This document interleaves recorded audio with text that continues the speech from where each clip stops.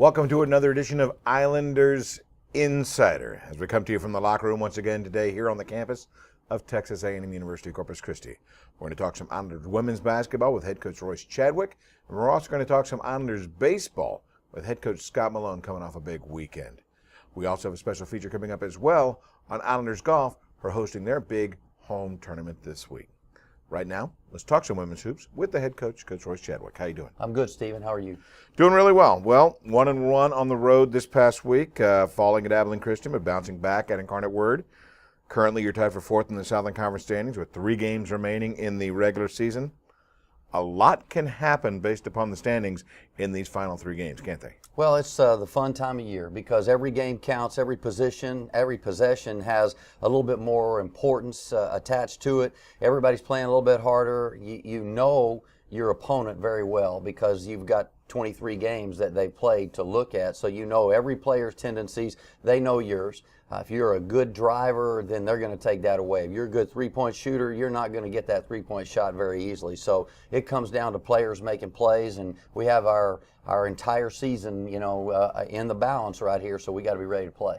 I mentioned that you're tied for 4th place with 2 other teams, and I don't even attempt to try and get involved in tiebreakers at this point. I'll let them work that out after the final game of the season, then eventually tell us where to go because it's ultimately just too confusing. I'm assuming you're the same way, just don't worry about it until the final game. Well, actually, Stephen, we've worked every scenario out in our head and tried it 15 different ways. Well, if we win this one and we do this, pretty much we got to take care of our business or none of that matters. So we have 3 home games to finish the year. We spent a lot of time in January on the road so that we had this opportunity to finish at home. A lot of the people that we're tied with, they don't have that luxury. We don't have some of the top teams in the league remaining on our schedule. Some of the other people that we're tied with do. We're set. All we got to do is take care of business. But if we don't take care of business, none of the other stuff matters. This past Wednesday at Abilene Christian was closely contested for most of the first half, but got a little messy before the intermission. They broke out a double-digit lead.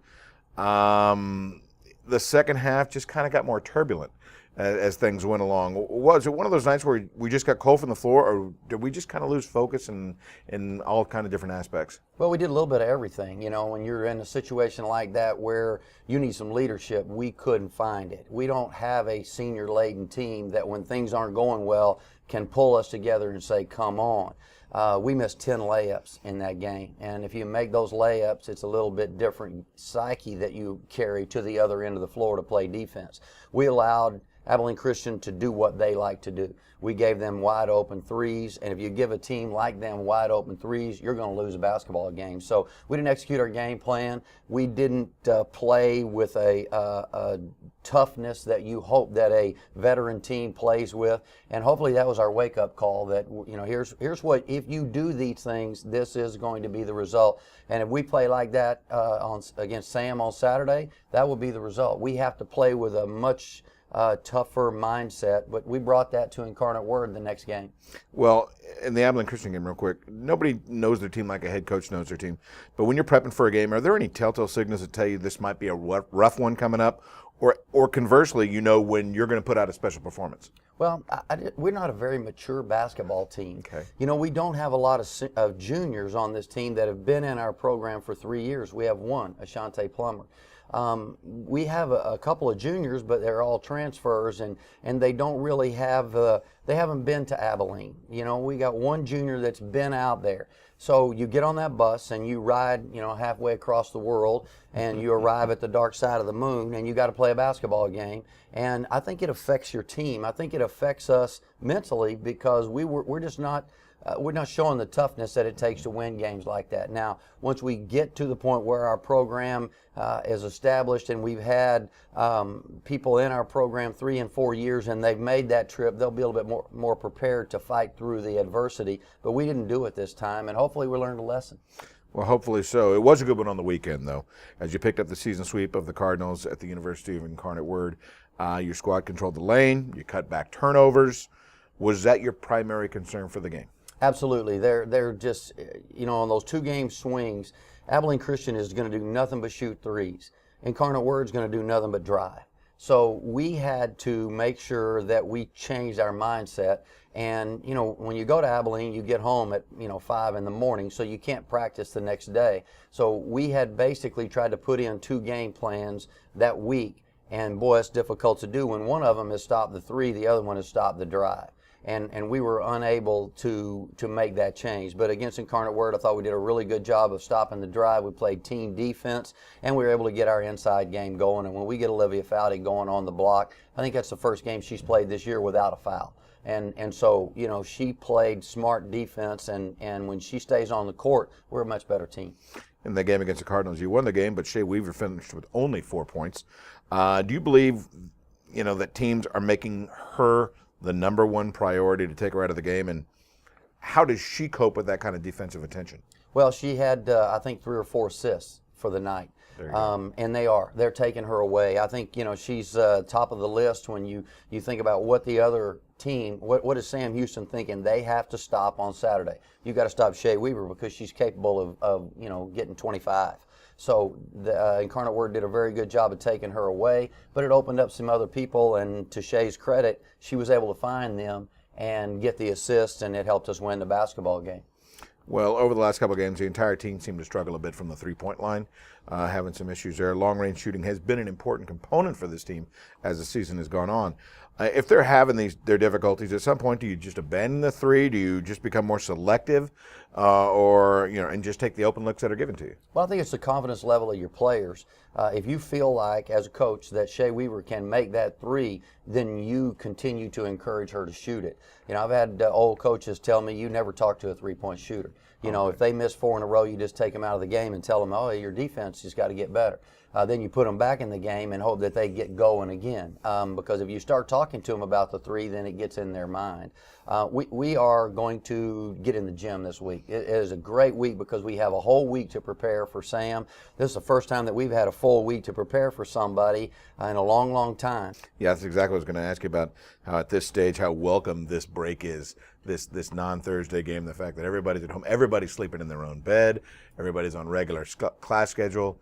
It's got to be a comforting situation. Well, and 2, we got to get caught up. I mean, we missed a lot of school in January that we've got to get caught back up. So it's a great opportunity for us to get academically set, a great opportunity for us to become more comfortable in our home surroundings, and finally our fans get to see us in 2 or 3 games in a row. So we're very excited about the opportunity to be at home.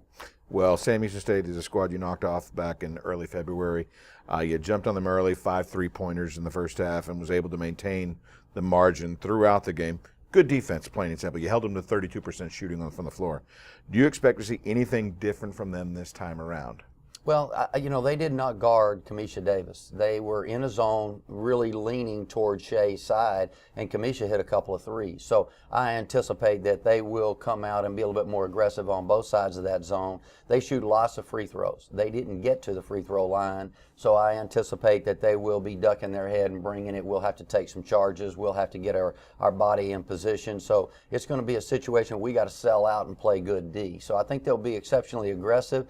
They have 2 games this week, so it's a different story for them. They got to prepare for 2. We got to prepare for 1. So here we go. Big homecoming week, big crowd hopefully. Should be an outstanding weekend. Well, we hope so. We're looking forward to it. Coach, appreciate it. Thanks, Stephen. Royce Chadwick joining us here in the locker room talking some Islanders women's basketball. When we come back, we have a special feature focusing on the golf team of Texas A&M University Corpus Christi. More to come in a moment on Islanders Insider.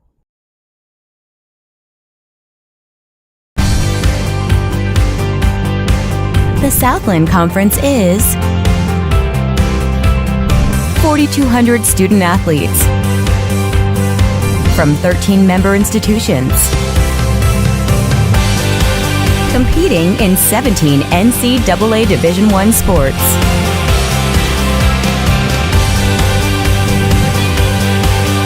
We are Southland Strong. Welcome back to Islanders Insider. At this time, we have a special feature focusing on Islander golf and the start of their spring season. Featuring only 1 sophomore and a handful of freshmen, Islanders golf has a very young team heading into the spring season. But coming off the fall, they feel that they are headed in the right direction. We've seen a big change in the 4 freshmen especially. They've come back in, they know what it's going to be like to travel. They know what it's like to try to do school, take tests, come out here and practice, work out, go to study hall, all the things that are new to them. They've experienced it now for a semester, so they've had that opportunity to grow and learn. Well, having the team being all freshmen, it was hard for all of us to start out, and we did struggle in the fall tournaments.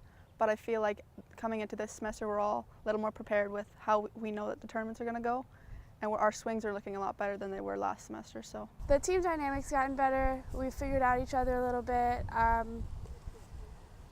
They're finally starting to listen to Coach when she says, "This is how I want you to play." So yeah, I think this semester is going to be a good one. With so many freshmen on the roster, it has made the transition to college life easier for them, with many of their teammates going through the challenges as well. Yes, because we came in, and I come from a small town, so I knew everybody, and making that transition to university where you don't really know anyone was hard. But then the fact that we had a team, that you automatically have a group of people that you already know, you get to go through the same experiences, and you miss school when they miss school, you go through the same struggles that they do. So It's been good in that you get everybody coming in at the same place, and you can really establish what you want out of a program because they're all learning at the same time. The tough part is they're all learning, and there's big changes in golf especially. The team is excited about the opportunities the spring season will bring them, not only to travel, but to also get back on the course. I'm so excited. We're going to Arizona, and then we're going to Orlando. We've got our tournament this weekend, and I'm really excited, honestly.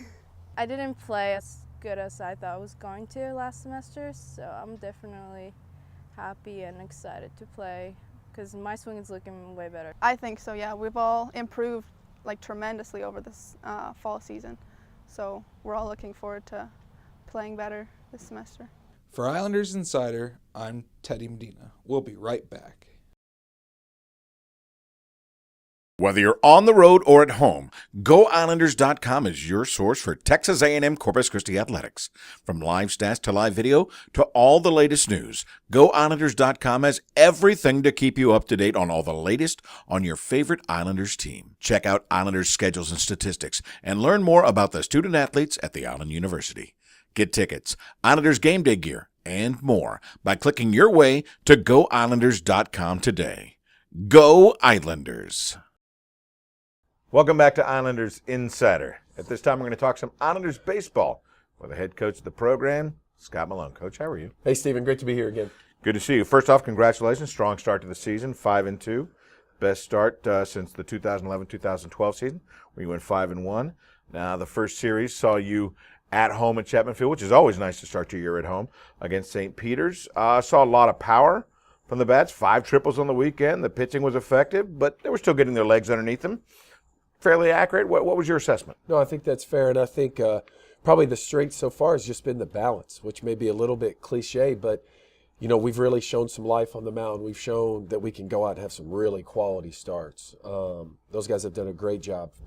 Matt Dan, Trevor Belichick, Devin Scapira, the returners. Garrett Harris gives us a big one, so really like what we're doing on the mound. Bullpen's been solid, and like you said, we've shown, plenty of life at the plate too. We're still, like every team, I think, finding our legs, our strengths, our weaknesses, what we need to work on. But I think the balance of this club so far has been really good. You followed up the St. Peter's weekend where you won 3 straight, which was a great start to the year, as you went right into the Clayburgh Bank College Classic. Now, the Clayburgh Bank College Classic has been a big event every year, great tournament, one of the most respected tournaments in the country. This year, you had Missouri, Purdue, and Sam Houston State come to town. Open things up with wins over Missouri and Purdue to open the tournament. And you mentioned a name that I'm bringing up right now, the emergence of a pitcher in Garrett Harris. What he did in the first night against Missouri was outstanding. A 2-hit performance over 7 innings. You had to be pleased. Yeah, sure. He got a couple innings against St. Peter's out of the bullpen and showed very well. But then all of a sudden, here's your first Division I start against a club from the SEC in Missouri that's really talented. And it's the opening game of the Clayburgh Bank tournament. It's our first game this year at Whataburger Field. So much is going into it. So much is kind of stacking on Garrett Harris's shoulders. that you just don't know what you're going to get. And wow, did he meet the challenge and then some? 7 great innings and gets a win against a really, really talented club. That's great for this week. It's also kind of great for what may be over the next 6, 7, 8 weeks of Southland Conference play when we get into it. In Harris' had a couple walks early that led to runs, but he didn't let that rattle him, which I thought was really impressive. Sure, and even giving up those 2, settling right back down. I think the offense got the game tied right back up. An inning later, we take the lead and let him go out there and pitch with the lead for the next 3, 4, 5 innings. And he was outstanding. Can't say enough about how good he was. It's a great spark for us to kickstart Clayburgh and get that first win under our bank. Let's get deeper into the pitching situation. Your leaders, Matt Denton and Trevor Belichick, seem to be getting stronger in their second outings, from the St. Peter's weekend into the Clayburgh bank. Although Belichick took the loss against Missouri in Game 3, he gave up only 5 hits to go with 6 Ks and no walks. Yeah, no, he was fine. Obviously, I'm sure he would tell you, and Marty Smith, our pitching coach, that he wasn't as sharp as he needed to be to beat a really talented team in Missouri. But I'm not concerned about our starting pitching. What Matt Denton and Trevor Belichick have going with these, where they're both chasing the wins record, man, those kids are going to push each other all year. So, no concerns about those guys. Our bullpen had a little hiccup in their step over the weekend. Get those guys straightened out this weekend against UTA and kind of get the ship going in the right direction. Yeah, that's exactly the term I was going to use. There was a little hiccup against Sam Houston State in the latter part of the weekend, but like I said, it's a learning experience. Every stage of the season is a learning experience. You got it. Those are going to happen. Where I'd love to sit here and think, man, maybe we'll go 56-0, but you're not going to. There's going to be losses. There's going to be bad games. And as long as we're learning from it, not making the same mistakes, and getting a little bit better, we'll be fine in the long run. Your outfield obviously is pretty seasoned. You got the experience out there. Your infield is practically brand new in their roles. The chemistry looks really good. Your new shortstop, Casey Thomas, is off to a great start, hitting .400, contributing greatly in the middle. His excellent chemistry with Brett Burner at second, turning a lot of double plays early in the year. Yeah, something you and I haven't really talked about, but, man, you hit it right there. Burner and Thomas in the middle, those guys are fun to watch right now. And the term I've been using, they're playing fast. They're going after balls, they're moving, their feeds to each other on double plays look really sharp, and that'll be a huge key because I know we're going to pitch. So can we turn the double play when that ground ball comes and get our hitters off the field and get us in trying to score some runs? And I thought we were really good at that this weekend. I thought our defense was very good. And again, I think the future's bright. We'll get it going for sure. There is no doubt. I mentioned the outfield. 3 seniors. They've all contributed in their own way. Jordan Lee swinging just about .400 right now. And again, talk about leadership. Tyler Ware leads the team with 7 RBIs and has been given a lot of respect. Not seeing a lot of great pitches. Been walked 9 times already this year, leading the team. And Kyle Danford has shown some early season power with a couple big boys. Over the wall. And I think one thing that doesn't get mentioned enough, what those guys do, those guys run, for 3 big guys. Jordan Lee, not quite as the others, but that's something I thought we did really well this weekend. We stole some bases, put pressure on the other team. Kyle Danford stole some bases, created runs. That's probably where I'm going. We know those guys they're gonna hit for average. We know every now and then they're gonna bang some balls out of the park. I thought they created runs this weekend with their speed, and even just going first to third on singles, little things like that are going to help us, start putting up some runs early and make it easier on our pitching staff. One thing that I was really impressed with, 9 different players have at least 3 RBIs in the 7 games played to this point. You talked about balance. That, when you look up and down the roster and in the hitting numbers, that one really jumped out at me. Sure, it's a great point, and I'm sitting here as a coach. You see both sides of it. Man, you are right. Love that balance, but at the same time, I want a couple of those guys in the middle to get selfish, and start running those RBI numbers up. And again, that'll come. You saw it at the end yesterday. You saw what Tyler Ware can do, Kyle Danford can do. Those guys are really going to hit. Justin Perales showed a little power and got us jump started yesterday. So. As these guys continue, they're good hitters. As they get more and more comfortable, you'll start seeing those big swings come through. You have another 4-game weekend coming up as UT Arlington comes to town. Similar situation as far as the pitching rotation. You're going to mix it up a little bit. How are you feeling going into the weekend? Yeah, right now I would think the same 4 guys will probably go out there in the same order. You want to, before you start tinkering with anything too much, you want to give these guys a chance to get on the field kind of let them play. Let's see what they can do. So again, I've got a lot of confidence in our starters right now. We'll roll those guys out. In the 4-game weekend with the doubleheader, it's going to push me to get a few more kids on the field. You know, whether it's a backup catcher, another one of our hitters in the corner, Dom Lopez, Dawson Yates. You're going to see those guys get a little taste of it and start to get their hands dirty in this season and start to see where our bench is going to fill out a little bit. And I think you just talked about Dom Lopez and Dawson Yates, et cetera. Should we anticipate maybe you putting some other guys in positions to be effective to get out there, so you can see what they're, willing, ready, and able to do? You got it. We talked about it in the dugout yesterday before because I've been having an itch to kind of start getting some of those guys out there. And I was telling my assistants at some point this season, whether it's in a week, in a month, 2 months, we're going to need a Dawson Yates, a bench guy, whether it's an injury, knock on wood, for something.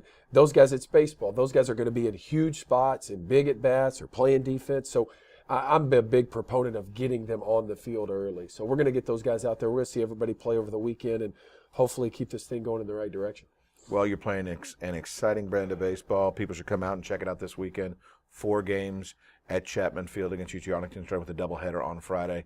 Coach, should be exciting, and congratulations on your start. Thanks, Stephen. Thanks for having me. No problem. Scott Malone joining us here in the locker room talking some Islanders baseball. When we come back, we'll bring you up to speed on what's next for Islanders Athletics. More to come on Islanders Insider.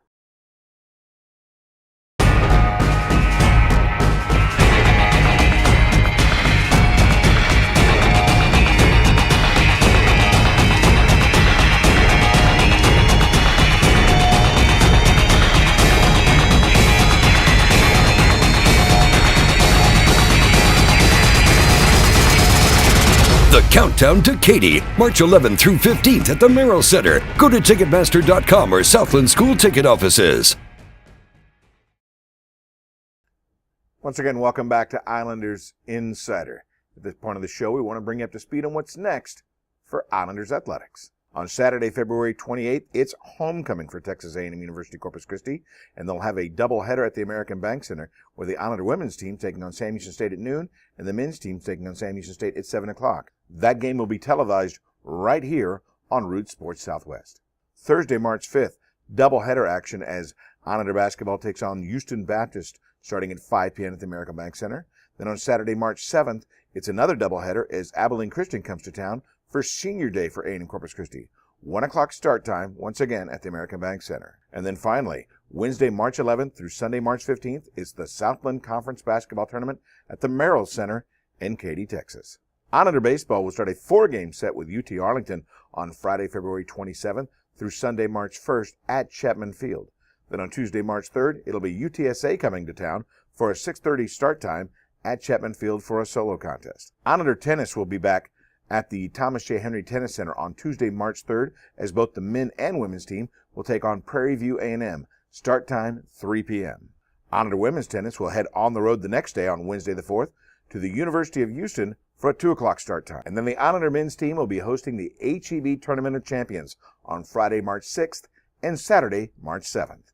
Don't forget, Islanders' monthly luncheon series will continue on Monday, March 2nd, as men's basketball coach Willis Wilson and women's basketball coach Royce Chadwick will be meeting the fans at the Barbecue Man from 11:30 to 1. Reserve your spot at GoIslanders.com. For full schedule details, visit GoIslanders.com or download the new Islanders Front Row app from the Google Play and Apple Store. Once again, I want to thank Royce Chadwick of Islander women's basketball and Scott Malone of Islanders baseball for joining us here in the locker room once again today. And most importantly, we want to thank you for tuning in. I'm Stephen King. For everybody involved, you've been watching Islanders Insider.